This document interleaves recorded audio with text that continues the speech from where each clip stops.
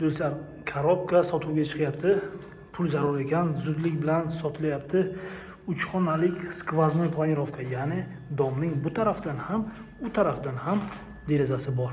Hozir planirovkasini bitta tushuntirib o'taman. Mana bu eshikdan kirib kelamiz. Podyezdimiz juda akkurat, toza-ozodagina. Mana shunaqa 3 ta xonadon mavjud. Ba'zi etajlarda 2 ta xonadon mavjud. Eshikdan kiramiz. Kirganimizda o'rtada koridor. Mana bu joyimiz salgina mana bunaqa 3 burchak bo'lgan. Bu joyni shunday yopib olamiz. Bu joyga sanuzel qilamiz. Kattagina stiralni hamma narsani shu yerga qo'ysak, mana bu yoq 4 burchak devor bo'ladi va chiroyli ko'rinadi kvartiramiz. Birinchi xonamiz mana bu yoqda yopib olamiz, yotoqxona qilib olamiz. Kattalarga yotoqxona, chunki xonamiz ham kattaroq ekan. Shkaflarni, kravatlarni qo'yib olamiz. Xo'p, kirib kelamiz. Patologlari ham baland ekan. G'ishtlik dom, gaz, suv, svetga muammo yo'q. Sartepo hududi. Koridordan kirib boramiz. Bu tarafda bitta katta xona, gaz shu joyda kelgan ekan. Mana bu joyga yana bitta katta xona. Buni zal qilib ishlatamiz. O'zi tappa tayyor ekan, kattagina. Keling bir ko'chani ham ko'rib o'tamiz. Mana shunaqa ko'rinishimiz. Xo'p, yaxshi, tinchgina joyda joylashgan. Katta ko'chalar. Mana bu tarafga yangi domlar qurilyapti. Juda yaxshi hudud deb o'ylayman, chunki bu taraf juda rivojlanib boryapti. Egalariga pul zarur, zudlik bilan sotyaptilar, arzon qilib qo'yibdilar. Qiziqqanlar zudlik bilan aloqa chiqamiz. Hozirgi kunda, kecha kunduzda ipotekaga ham to'g'ri keladi. Xo'p, bu yoqni tushuntirib o'taman. Koridor bilan kirib keldik. Ikkita xonani ko'rdik. Mana bu joyni ikkiga bo'lamiz. Xo'p, g'ish qo'ygan, mana ko'rishingiz mumkin. Mana shu g'ish bilan yopib olsak, bu yoqni bolalarga yotoqxona qilib bersak bo'ladi.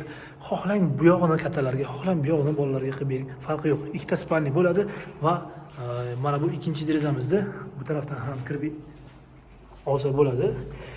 Bu tarafimizda oshxona qilamiz, chunki shu yerda gazimiz kelgan ekan. Oshxonani shu yerga joylashtiramiz. Bemalol mebellar va stol stullarni qo'yib ovqatlanish, pishirish zonasini qilsak bo'ladi va mana bunisi juda yaxshi. Hidlar tashqariga chiqib ketadi. Parkovkalarga joy bor, bolalar maydonchasi bor. Mana bu ishlarni ham shu devor qilib qo'yaman deb niyat qilib qo'ygan ekanlar. Lekin sabablarga ko'ra sotyaptilar, pul zarur.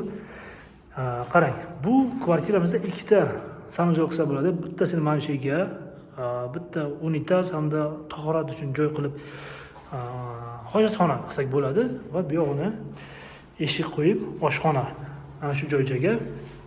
Mana bu eshikdan kirib keldik. Xohlang shu eshik qo'ying, xohlasangiz qo'ymasangiz ham bo'ladi. Burchakka yana bitta sanuzel, hojatxona va bu yoqda oshxona qilsak, ikkita sanuzel bo'ladi kiraverishda va bu yoqda.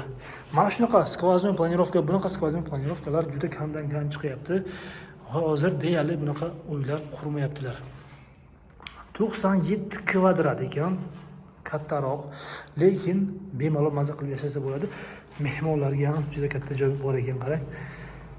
Xo'p, narxini 7,5 milliondan deyaptilar. Savdosi bor, yaxshigina savdo qilib beraman deyaptilar. Pul zarur, ipoteka ham bo'ladi. Zudlik bilan aloqa chiqamiz. Samarqand shahar Sartepo hududi, G'ishlik domning 5-qavatida joylashgan 3 xonalik. Tezda aloqa chiqamiz zudlik bilan. Keyingi videolarimizda ko'rishguncha.